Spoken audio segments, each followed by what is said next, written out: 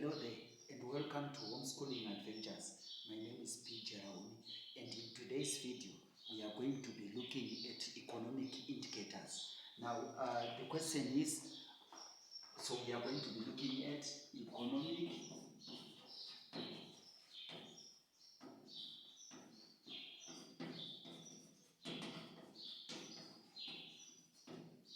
indicators. So someone might be asking what is meant by economic indicators. Now economic indicators is a measure that is used to establish the healthy state of the economy. In other words, we want to see how the economy is performing. And for us to be able to measure the performance of an economy, we use what are called economic indicators. Okay?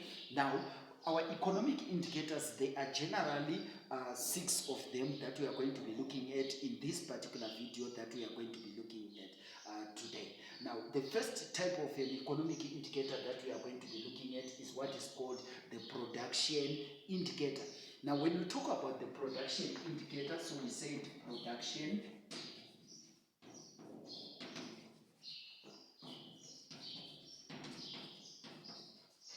indicator.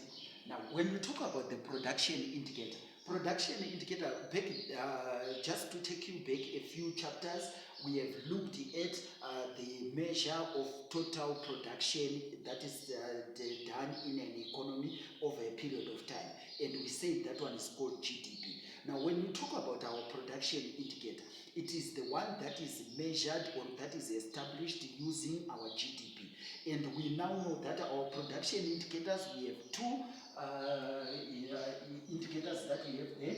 We have one that is called the real GDP. So our production indicator, it measures total output. Okay, and this is done through what is called GDP, using what is called GDP, which is our gross domestic product. And we have two types of gross domestic products that we have. We have the first one that is called the real gross domestic product, and our real gross domestic product is calculated by using what is called constant prices. Okay, so our real gross domestic product, so we are saying real. In other words, this real is calculated using what is called constant prices. Okay, constant prices, and we have the other one that is called nominal. Our nominal GDP is calculated using what is called current prices. Okay, so our production indicator, we are using what is called the GDP. And our GDP can either be real, which is based on constant prices, or they can be nominal, which is based on current prices. Okay, so our production indicator, when we want to calculate the amount of output in the economy, we are going to use what is called a production indicator, and then it's going to calculate these two. Okay, right. And then we also have the other one, the second type of an indicator that we have, which is called the price change indicator. So the second one, so this one is the first one. The second one that we are going to look at is what is called the price change indicator. Now, our price change indicator, it looks at the change of prices over a period of time. Okay, and generally, because we are looking at the change of price results from the changes in the inflation. It's the one that is going to be reflected by a change in inflation. Ultimately, it's what is going to be shown by a change in inflation. So our change in price, we are going to look at two indicators that we have there. The first one is what is called the CPI, and the second one is what is called the PPI. Now, when we talk about the CPI, it's an abbreviation that stands for Consumer Price Index. And there are a number of products that are found in this particular indicator. Now, this CPI, it measures the change in price on consumer goods. In other words, it measures how much the price has changed over a period of time on the consumer basket. Okay, and in South Africa, our consumer basket is made up of 400 items. Okay, those items that we need, probably things like sanitary wear, things like basics that we have, okay, like meal, and then a number of other things that are found in that consumer basket. Okay, meat, for example, is also part of the consumer basket, and there are 400 items that appear in that consumer basket, and they are called, they form what is called the consumer basket, and we use those products, the weighted value of those products, to calculate our consumer price index, okay, which is the CPI. So a change in the consumer price index, it results in consumers not being able to afford goods and services, which will obviously mean that the demand is going to go down. Okay, so our CPI is one of them, and we are going to look at its effect when we look at the inflation rate in the coming videos. Okay, so we have under our price change indicator, we have one which is called the CPI, which looks at the changes in the consumer price index. Okay, and then we are looking at these as final goods which are bought by consumers. Okay, and then we have what is called the PPI. Now, our PPI, it means producer price index, which is a measure of the change in the inputs to production. Are we together? Now, in the production price index, learners, you need to understand that we are going to be looking at inputs into production process. And our producer price index, it includes intermediate goods. It includes intermediate goods. It includes intermediate goods, okay? But our CPI, it only looks at final goods, okay? So our PPI is going to look at intermediate goods, and CPI is only looking at final goods when the goods are bought by the consumer there in the retail shops. Okay, and then our PPI is looking at goods that are still in the manufacturing flow or in the production process. Okay, now the question that comes to mind is, how then are we going to treat things like imports? Now, what you need to understand is, imports, when they are brought into the country, they are going to be valued at the point of entry. In other words, there at the border post, when the imports come into our country, we value them. And when we value them, that price is the price that we are going to be looking at. Are we together? So imports, in the when we are dealing with the PPI, we are going to, like, for example, if we are importing raw materials from another country into our country, maybe it's steel or maybe it's cement that we are bringing from another country into our country, we are going to value that at the point of entry. Okay, so that's when we are dealing with our PPI. And then we are saying, what is the value of those goods when they left the production system, when they left the factory? So we are going to put all the labor, capital, the value of raw materials that was incurred on those particular products, and then we include all that, and then we find the value when the products left the production process, and that's in our PPI. Now, what you need to understand, that the difference between these two is, our CPI, because it's goods that are found in the retail shops, it would mean that it's going to include value-added tax. In other words, it includes VAT, correct? And this one here, it is going to exclude VAT. Okay, because VAT, remember learners, it's charged on goods when they are sold to the consumer. It's charged when goods are being sold to the consumer. In other words, these are final goods. These are finished goods. These are goods that are being bought by the person who wants to use them. Goods like bread, for example. Okay, so they are charged VAT. So our CPI is going to include VAT, while our PPI, our producer price index, it excludes the value-added tax. Okay, and then this one looks at final goods, and this one looks at intermediate goods. Okay, right. And then you would also need to understand that the valuation of imports is done at the point of entry.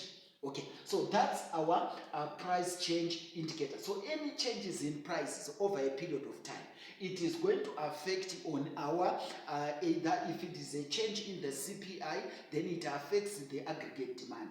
If it is a change in the PPI, then it's going to affect our aggregate supply, because we now know that if cost of production goes up, suppliers are going to supply less. Okay, so it would now mean that our PPI, if it increases, it's going to affect the quantity of goods and services that are going to be, quantity of goods that are going to be produced. Okay, if our CPI goes up, it's going to affect the quantity of goods and services that are going to be demanded. You also need to understand that our CPI, it includes goods as well as services. This one, our CPI includes goods and services. Okay, whilst our PPI, it only looks at goods. It only looks at goods. Okay. Okay, so these are some of the differences that we have between a CPI and a PPI. And then you now need to understand that this is from the consumer perspective and this is from the producer perspective. Okay, so this is our second economic indicator that we looked at, which is our price change indicator. And then we also have the other indicator that is an economic indicator, which is called monetary indicator. Now we have the other one that is called the monetary indicator. Now, our monetary indicator, it looks at the amount of money that is in circulation. Remember, when there is a lot of money that is in circulation, it increases the aggregate demand. Okay, when there is a lot of money that is in circulation, it increases aggregate demand. And if we don't have the production, if we don't have the goods that are going to be bought, we are going to end up having what is called demand pull inflation. Are we together? Are we together there? A demand push inflation. Okay, now what is happening here is you would now find that with our monetary indicator, we generally have three components that you need to understand. The first one is what is called the M1. We have what is called the M1. Now, when you talk about our M1, according to our grade 11 curricula, we now know that M1 is made up of our notes and coins. Notes and coins. That's what forms our M1. It's made up of notes and coins. Okay? And then we have the second one, which is called the M2. Now, when we add to the notes and coins, if we add short and medium term deposits, short and medium term deposits with financial institutions, okay? Maybe you have invested in unity trusts. Maybe you have some money that is at the bank that is deposited at the bank. When we add those short and medium term deposits, okay, with financial institutions, we get what is called our M2. Okay, so to our M1, so M2 is equal to M1, which is our notes and coins plus our short to medium term deposits with financial institutions. That's what gives us our M2. Okay, and then we now have the last component, which is called the M3. Now our M3 now is going to be our M2 plus long-term deposits with financial institutions. Long-term deposits, okay, with financial institutions. And our long-term deposits with financial institutions, we are looking at maybe you have bought some shares or treasury bonds, okay? Those long-term are investment vehicles. Now, that forms what we call our M3. So what we need to understand, M1, it's notes and coins that we have, the notes and coins that we have, and then our M2 is our M1, which is the notes and coins, plus our short to medium term deposits. That's our M2.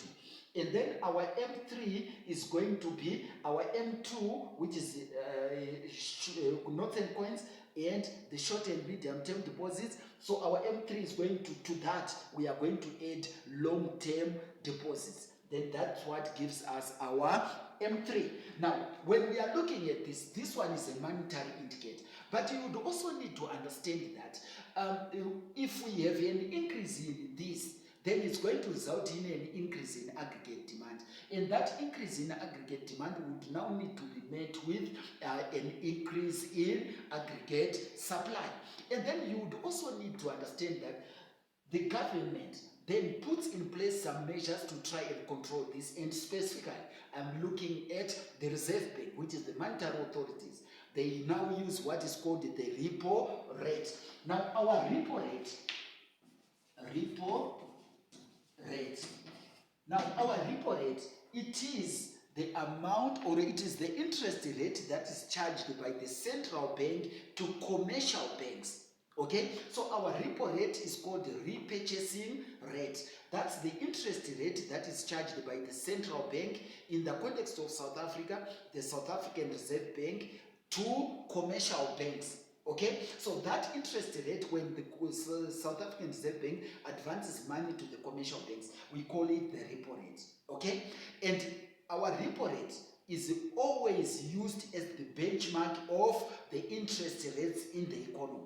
Okay, our repo rate is used as the benchmark of interest rates in the economy. In other words, if the South African Reserve Bank increases the repo rate from probably 5% to 6%, for example, it would now mean that even the prime lending rate, which is the amount of money that commercial banks are going to give to the households or businesses, that interest rate is also going to go up. Okay, now our repo rate is what the SARB gives to commercial banks. Okay, to banks. Okay, now we have what is called the prime rate, which is the prime lending rate. This is the rate at which the commercial banks gives to households. Okay, and you would now find that if the repo rate is increased, our prime lending rate is also going to increase in line with the increase in the repo rate. Okay, so this is the monetary indicators that we have. Okay, then the other indicators that we have after the monetary, we have the other one which is called the foreign exchange indicator. Now, with our foreign exchange indicator, dear learners, you would now need to understand that it only looks at we have two types of foreign exchange indicators. We have the first one that is called the terms of trade indicator, and we have the second one that is called the exchange rate indicator. Now, when we talk about the exchange rate, you would now understand that an exchange rate is the rate at which a country's currency is exchanged for another country's currency. Okay, like the South African rand, how much of the South African rand should we give up for us to get a unit of a US dollar? And that is what is called an exchange rate. Okay, now an exchange rate is one of the indicators, because anything that happens, if for example, if our exchange rate, if our currency appreciates in value, then it means it's going to affect the value of our exports. Okay, if the current country's currency reduces or depreciates in value, then we are going to end up having more exports. So the government would look at the exchange rate with keen interest, because it's going to affect how much the economy can export or how much the economy can import. Okay, so the exchange rate is one foreign exchange indicator that we have. And then we have the second foreign exchange indicator that we have, which is called the terms of trade. Now, when we talk about the terms of trade, it is the value of exports expressed as a ratio of the value of imports. So the value of exports expressed as a ratio of total imports is what we call the terms of trade. Okay, and then we also have the other one, which is called the employment indicator. Now, when we talk about the employment indicator, learners, we are talking about the employment rates, we are talking about the unemployment rates, we are talking about the economically active population, which is known as the EAP. And you now need to understand that employment indicator is what is called a counter-cyclical indicator. It's a counter-cyclical indicator in the sense that when unemployment goes up, then we are having economic activities going down. The economic cycle is going down. When unemployment rate goes up, then it means the level of economic activity is going down. Okay, and then it's because those people are being retrenched. That's why the unemployment rate is going down. So what it means is unemployment rates, they are counter-cyclical. It's a counter-cyclical indicator. Okay, but we'll look at it. Then we also have the other one type of an indicator that we have, which is called the productivity indicator. Now, when we talk about productivity, we are looking at the total output expressed as a ratio of inputs. Okay, in other words, how much of outputs are we going to get per unit of inputs that we put into the production system? Okay, in more advanced economies, their productivity indicator is high because it means that they are going to produce high outputs using fewer resources or using fewer inputs. Okay, so it shows the level of development in the economy. As we see the productivity indicator improving, then it's a signal that our economy is moving in the right direction. And then we also have, still under productivity indicator, we have one particular indicator that I'm going to bring to light, which is called the labor productivity indicator. Now, the labor productivity indicator, it is an indicator that shows the real GDP per hour of labor. Okay, it shows real GDP per hour of labor, which means a person, how much in terms of real GDP has that person been able to produce per unit of labor, which means an hour. Every hour, how much is an individual going to produce? Okay, and what you now need to understand is our productivity indicator. It can then be said that, especially the labor productivity indicator, we can actually find it by dividing our real GDP divided by the total labor hours. Okay, then we can get our labor productivity. Okay, and then we also have this that we now need to understand.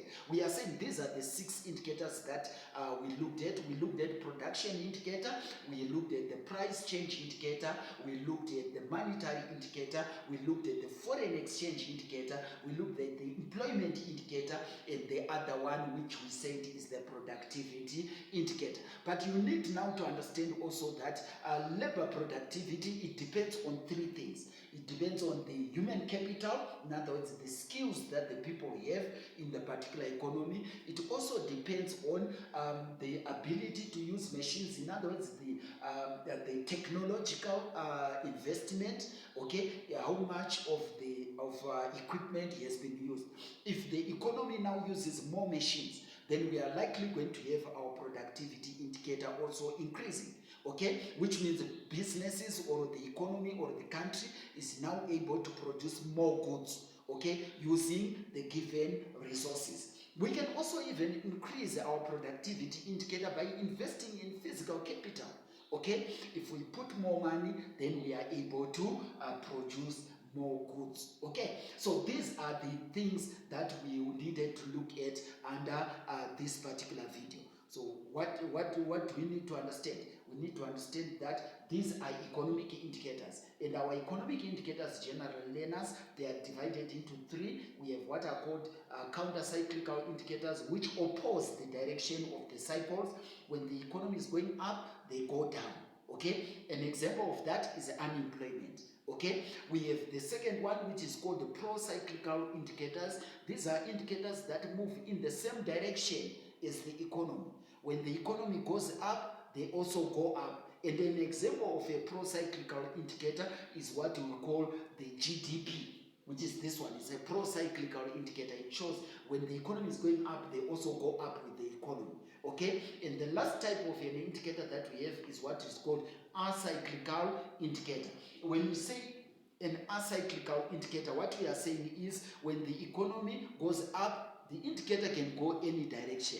There is no link between the direction of the economy and the direction that is being followed by the indicator. And an example of such an acyclical indicator is that we are looking at maybe defense, investment in defense, or the budget on defense, the amount of money that is spent on defense. It has nothing to do with the economic performance. You will find that the economy might be increasing and the government is not changing on the amount that they have budgeted on defense. So that is an example of an acyclical indicator. It's not linked to the direction of the economy. Okay, so that's what we were looking at in this particular video. If you like the video, click the like button and remember to subscribe to the channel. All the best in your studies and see you in the coming videos.